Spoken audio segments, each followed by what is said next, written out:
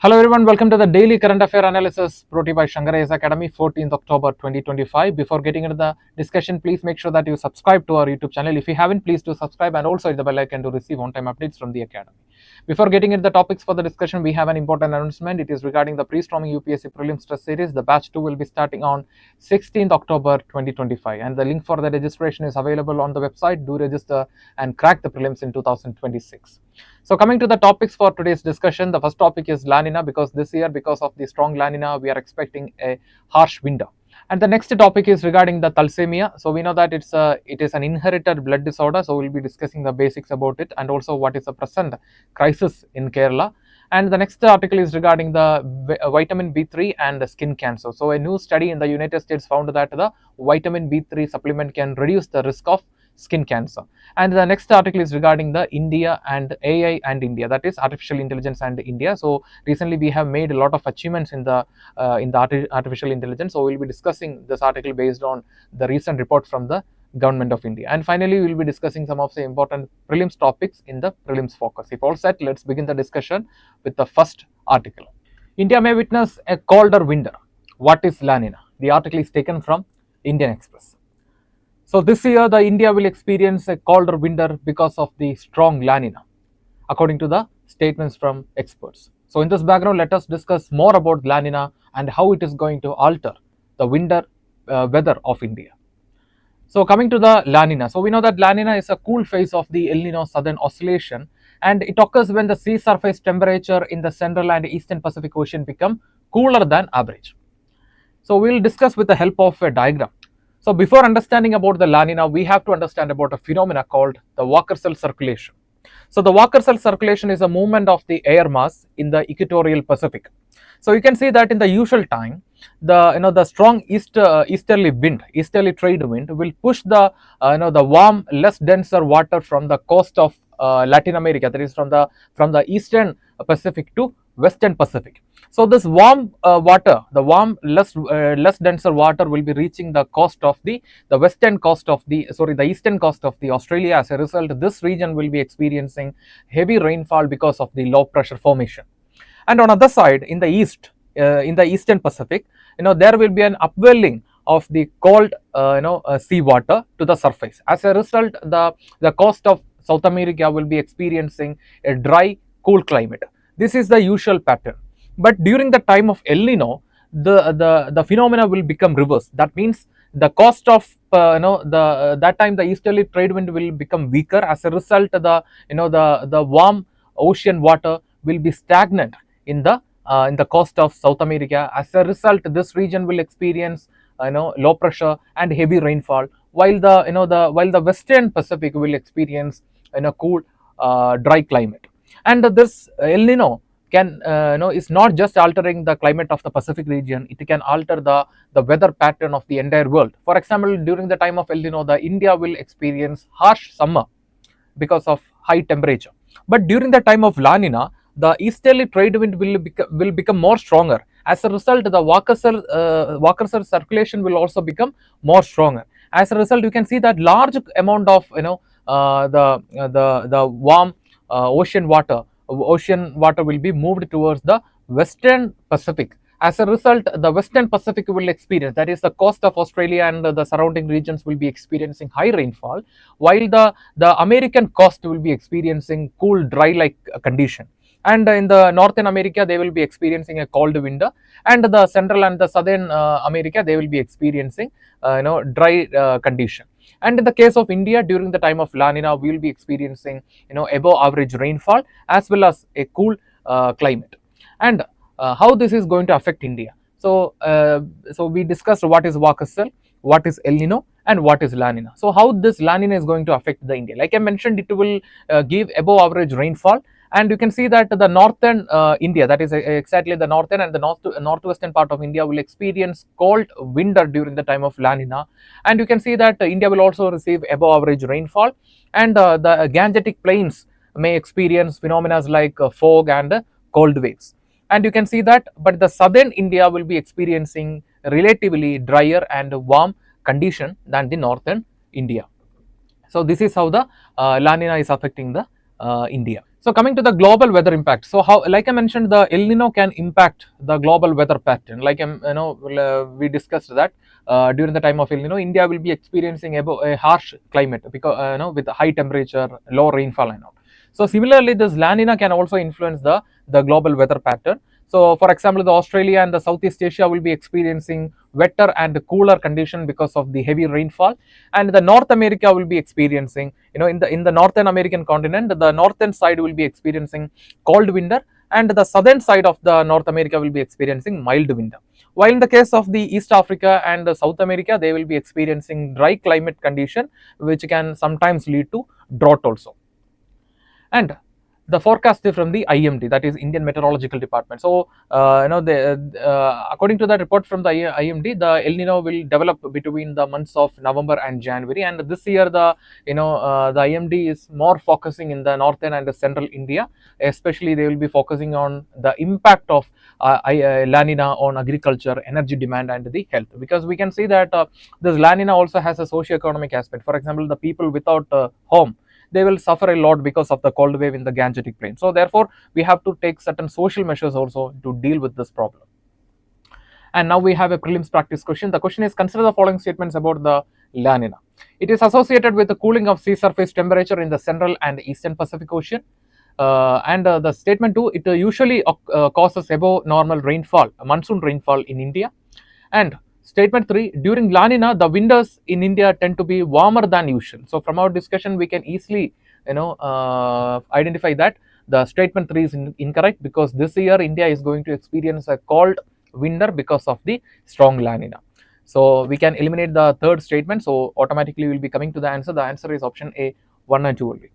So with this, we will move to the next article. Thalassemia patients flag shortage of leukocyte filter sets, iron chelation drugs. The article is taken from The Hindu. So this article is talking about the crisis faced by the thalassemia patients in the state of Kerala, that is the shortage of leukocyte filter sets and iron chelation drugs. So in this background, let us discuss more about this article. So starting with the thalassemia, so we know that it is an inherited blood disorder caused by the body's inability to produce sufficient hemoglobin, which carries the oxygen. So we know that hemoglobin, it's a protein present inside the RBC, and this hemoglobin is responsible for carrying oxygen across the body. And people with this thalassemia will not be able to produce, because of the genetic change. The people with this thalassemia will not be able to produce enough hemoglobin, and because of that, the people will experience severe anemia. And coming to the types of thalassemia, so we can see that broadly we can classify them into thalassemia alpha and beta thalassemia.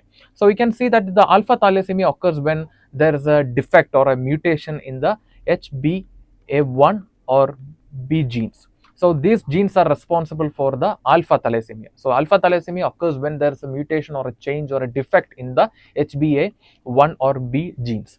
And the beta thalassemia occurs when there is a mutation or a defect in the HBB gene. This HBB gene is located inside the 11th chromosome. So if there is any defect in the HBB gene, in that case the people will develop beta thalassemia. And again, based on the severity of the thalassemia, we can classify both the alpha and the beta can be again classified into thalassemia major, thalassemia intermedia and thalassemia minor. This thalassemia major is the most severe form, and the people with this thalassemia major have to go through regular blood transfusion. And the next is the thalassemia intermedia. So here the severity will be, comparing with the major, it will be milder, and you can see that they do not have to go through that much blood transfusion like the people with the thalassemia major. And the next is the thalassemia minor. So here it is a carrier state. That means the people with this thalassemia minor will act as a carrier of thalassemia for the next generation. And usually people with this thalassemia minor, the symptoms will be mild, or sometimes the condition will remain asymptomatic. And coming to the treatments for thalassemia, so the regular treatment or the common treatment is the blood transfusion to maintain the hemoglobin level. And the next is the iron chelation therapy. So after the blood transfusion, the donor will be taking certain medications such as deferoxamine to maintain the to maintain a balance of iron in the blood. So you can see that after the blood transfusion, the donor is receiving blood from the donor. Because of that, there is a possibility for accumulation of excess iron in the body. If there is an excess iron, then the excess iron will be accumulated in major organs like heart and liver, and that will lead to a lot of complications. And that is why the people who are undergoing the blood transfusion have to take the iron chelation therapy. And the next is the intake of folic acid supplements to support the RBC production. And the curative option is bone marrow transplantation. So in some people, the bone marrow transplantation can cure this condition. And the next is the gene therapy, which is currently in experiment. So you can see that the gene therapy will be focusing on editing the defect gene. So here also the gene therapy is focusing on editing the defective genes which are responsible for the development of thalassemia. And coming to the current problems in Kerala. So what is the crisis in Kerala? Like I already mentioned, the crisis is the shortage of leukocyte filter. So here you can see the picture of leukocyte filter. So what is the purpose of this leukocyte filter? The filtering the RBC, sorry, the WBC, that is white blood cell from the donor. So once if when the donor receives the blood from the donor, that time this leukocyte filter will remove the white blood cell from the donor to prevent adverse reaction in the donor. So this is the purpose of the leukocyte filter, and this process is also known as leukoreduction. Okay, so currently this leukocyte filters are in shortage in Kerala, and because of that the blood transfusion is not properly conducted, and people with the severe thalassemia are affected. And the next is the iron chelation drug. So like I mentioned before, after the blood transfusion, the people have to take certain medication to maintain the balance of iron. So what if the medication is not taken properly, then there is a possibility of accumulation of iron, and this excess iron will be accumulated in major organs like heart and liver, and that can lead to a lot of other complications. So currently the iron chelation therapy and also the leukocyte filters are in shortage in Kerala, and this is this is affecting the people with thalassemia. And coming to the thalassemia status in India. So we can see that India is one of the highest carriers of thalassemia, and it is affecting nearly 3 to 4% of the total population. And every year nearly 10,000 to 15,000 children are born with thalassemia in India. And the major cases are reported from the states of Punjab, Gujarat, Maharashtra, West Bengal, and particularly among certain communities. For example, if you take the case of sickle cell anemia, which is present which is mostly found in the tribal communities. So like that, this thalassemia, because of its genetic nature, it is prevalent in certain communities. So community targeted intervention is also needed for dealing with the problem of thalassemia. And what are the government initiatives that we have to deal with the thalassemia? First, we have the umbrella program, that is National Health Mission, which will be focusing on immunization, nutrition, and overall well-being of the individuals, and it will definitely affect address the thalassemia and the complications associated with the thalassemia. And next we have the Rashtriya Bal Swasthya Karyakram, so it will be focusing on the nutrition and other well-being of the children. And next we have the National Blood Policy. So the National Blood Policy will be focusing on sufficient and safer transfusion of the blood. And next we have the National Sickle Cell Anemia Elimination Program, which will be focusing on eliminating anemia as a public health problem by 2047. So these are the major initiatives from the government to address the problem of thalassemia. And coming to the prelims practice question. The question is, thalassemia, sometimes seen in the news, is a disorder related to excessive sugar in the blood. B, a bacterial infection causing jaundice. C, a hereditary blood disorder affecting hemoglobin synthesis. And option D, a viral infection transmitted by mosquitoes. So we know that it's an hereditary blood disorder affecting the hemoglobin production. So option C is the correct answer. Yes. So with this, we will move to the next article. Vitamin B3 supplement may reduce your skin risk of skin cancer. The article is taken from Indian Express. So a new study from the United States of America found that the vitamin B3 supplement can reduce the risk of developing skin cancer. So let us discuss more. First, we will start with the finding.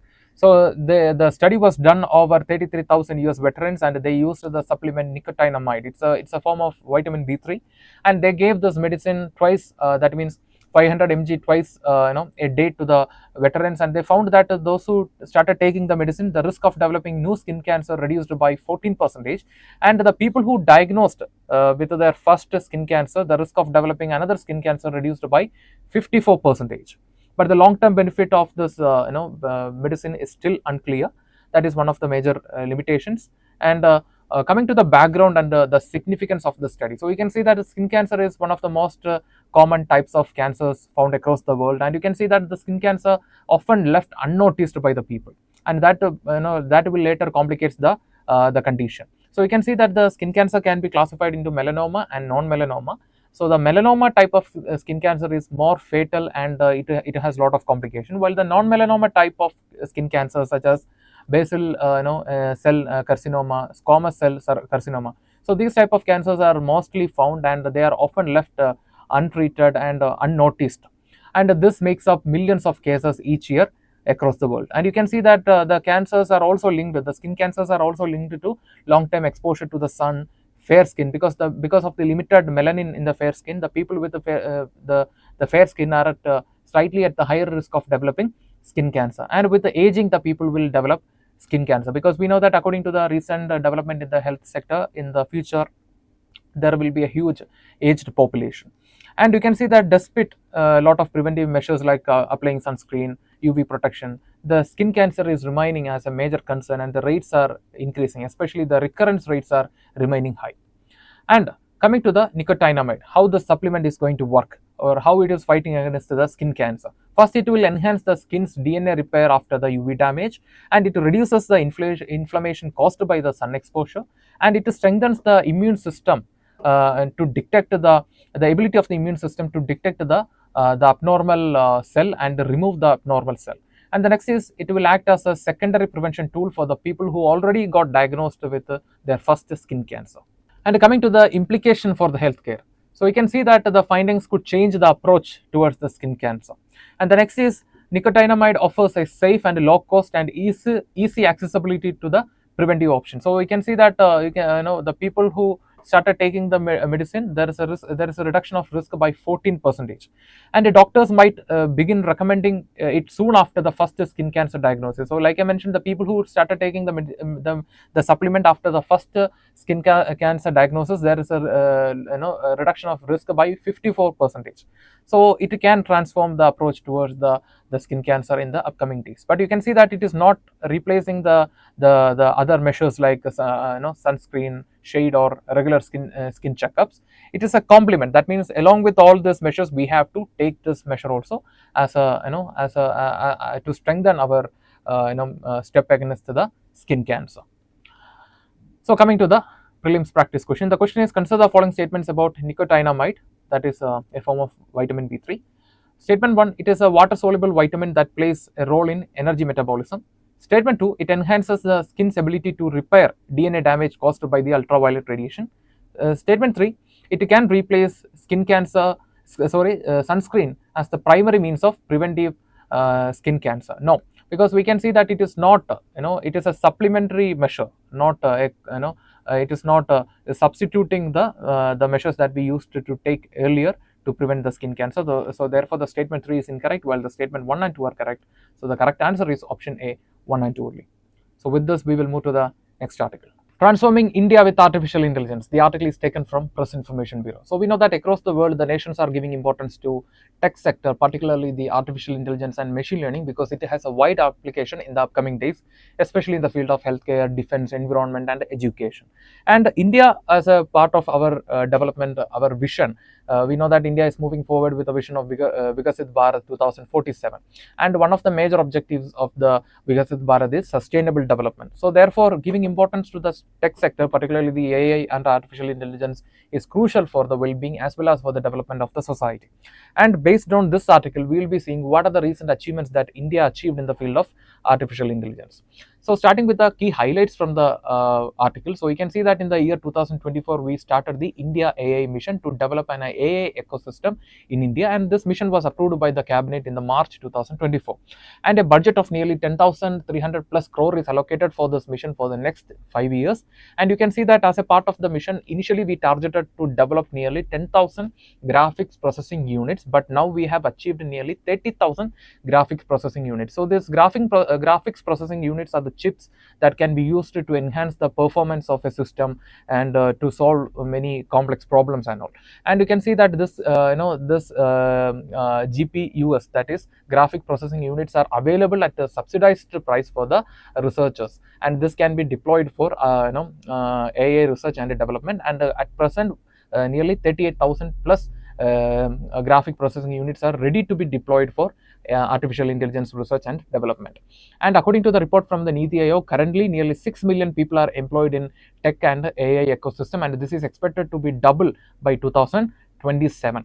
And you can see that according to our projection, in the year 2025, the tech sector will generate a total revenue of dollar to 80 billion. And by 2035, the artificial intelligence will add nearly 1.7 trillion to the Indian economy. So these are the two major projections that we have now.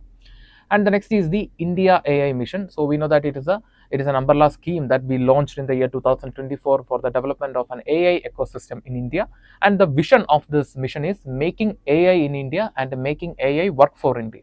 And it is implemented by the IndiaAI division working under the Ministry of Information and Technology, and a budget of nearly 10,300 plus crore is allocated for this mission for the next 5 years. And coming to the key pillars, the 7 pillars of the IndiaAI Mission. So the first pillar is the IndiaAI Compute. So you can see that under this, through this pillar, we have developed nearly 38,000 plus graphic processing units, and they are accessible for the research and development at a subsidized price, that is nearly rupees 65 per hour.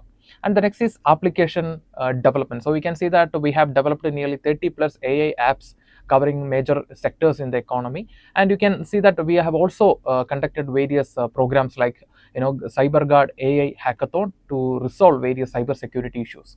And next we have the database, that is AI Coach. So it has nearly 3,000 plus data sets, and this platform will train the AI models. And you can see that currently nearly 243 AI models are currently trained under the AI Coach.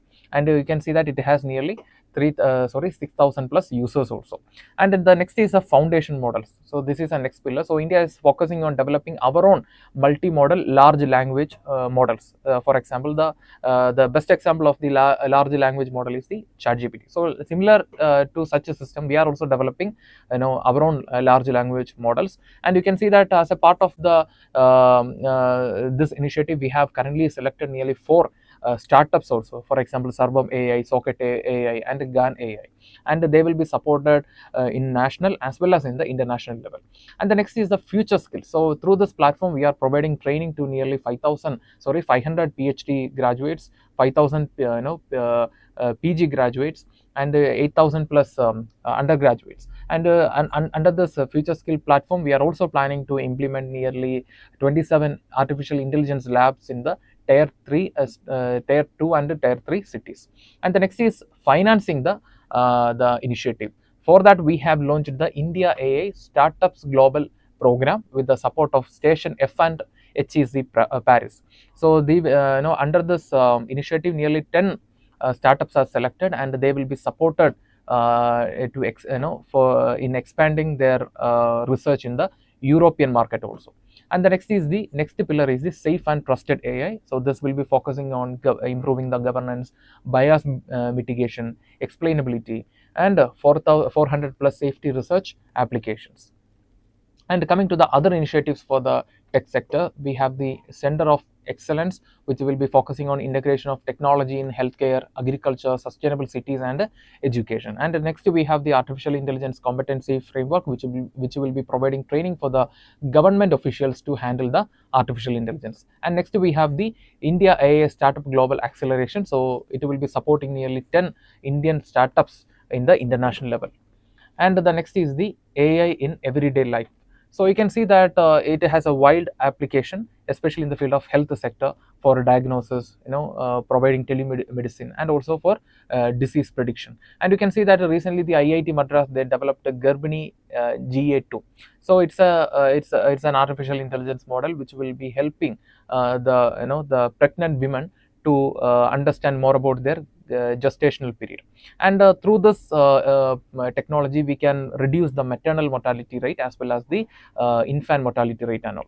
And the next is the agriculture. In the field of agriculture, AI can be used for weather prediction, pest management, and also for the crop health prediction and all. And for that, we have the Kisan E-Mitra model. And the next we have the in the field of education, we can integrate the AI into CBSE, Diksha, and the UI platforms and all. So you can see that the Diksha, it's an online platform which will be uniting the students with the teachers and the study materials. And the next is the governance. We can use the AI in e-court facility for translation, scheduling the sessions, as well as for documenting the cases and all. And next, in the field of climate, AI is very important, especially for forecasting the weather and all. And for that, we have developed the Mausam GPT for the weather prediction. And the next is the AI for inclusive societal development. So this is a report published by the Niti Aayog in the October month of 2025, and the main theme of this report is Digital Shram Setu Mission. So you can see that this will be focusing on integration of artificial intelligence and other technologies in the informal sector of the economy. And you can see that through the major focus of this mission is empowering 490 million informal workers through artificial intelligence, internet of things, and blockchain technology. And they have also prepared a detailed roadmap for the implementation of the mission. So the 2025-26 will be focusing on the setting up of the mission, and the 2026-27 will be focusing on the institution development, and 2027-29 will be focusing on the initial pilot projects under the mission. And after that, since 2029, we will be focusing on nationwide implementation of the successful models. So this is the major initiative from the Niti Aayog for the development of the tech sector. And you can see that in the recent time, we are also giving priority to semiconductor. We have currently recently we held the India Mobile Congress and all. So such initiatives are also going on, and that the India Mobile Congress is also focusing on addressing problems like cyber security and all. And you can see that the major development, according to the recent report from the Press Information Bureau, we can see that at present nearly 85% of the Indian households have internet connectivity. So these type of developments are happening in India, but at the same time, we have concerns related to cyber security and all. And in the case of AI also, our own AI models are very important, especially to address the problems like bias, like that. So so we can see that in the coming days, the AI will be playing a crucial role in the development of the nation, and also to achieve the Vikasit Bharat 2047. So coming to the mains practice question, the question is, discuss the potential of artificial intelligence in transforming governance, education, and agriculture in India. What steps are needed to ensure equitable access and ethical use of technologies? So it's a 15 marks question, and you have to write around 250 words. So based on our discussion, try to answer the question and post it in the comment section. We will review and we will prepare for your answer. Now it's time to move to the next article. Prelims Focus. The first topic is electors' photo identity card. So why it is in the news? Hereafter, as per the new direction, the electors can use any one of the 12 alternative identity card with a photo as as a means of identification at the polling booth. That means hereafter it is not necessary to bring the EPIC, that is electors' photo identity card. Instead of that, we can use any one of the electors' photo identity card for the identification at the polling booth.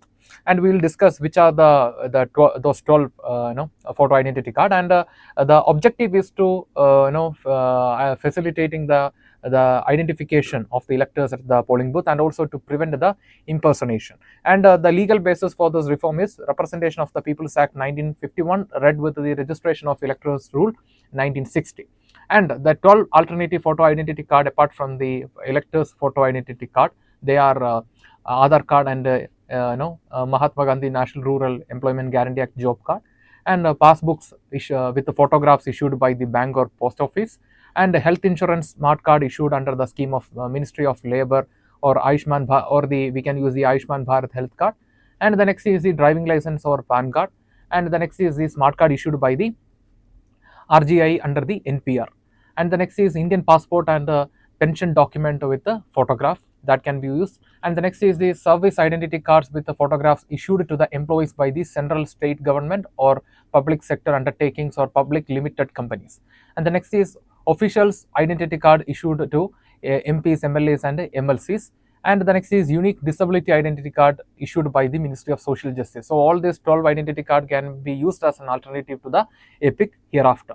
So the objective is to facilitate the identification and also to prevent other fraud activities at the polling station. And the next topic is Pradhan Mantri Dhan Dhanya Krishi Yojana. So we know that this initiative to enhance the agriculture productivity was announced in the budget of 2025, and the nodal ministry for the implementation of the scheme is the Ministry of Agriculture and Farmers Welfare, and the objective of the scheme is to enhance the agricultural productivity, increasing adoption of crop diversification and sustainable agricultural practices. And the next objective is augmenting the post harvest storage facility at the panchayat and the block level to prevent the loss. And the next is improving the irrigation facilities and providing credit, that is both long term and short term credit to the farmers in selected 100 districts. And you can see that the program is overseen by the National Steering Committee at the national level, state level nodal committees at the state level, and at the district level we have Dhan Dhanya Samitis led by the district collectors. And the monitoring of the developments of the initiatives will be recorded by the digital dashboard using nearly 117 key performance indicators that covering crop yield, loan dispersal, and the usage of storage. And the next next topic is Mission for Atmanirbhar Bharat in pulses. So you can see that this mission is launched by the Ministry of Agriculture and Farmers Welfare, and the objective is to improve the productivity levels of the pulses and improving the area under the pulse cultivation.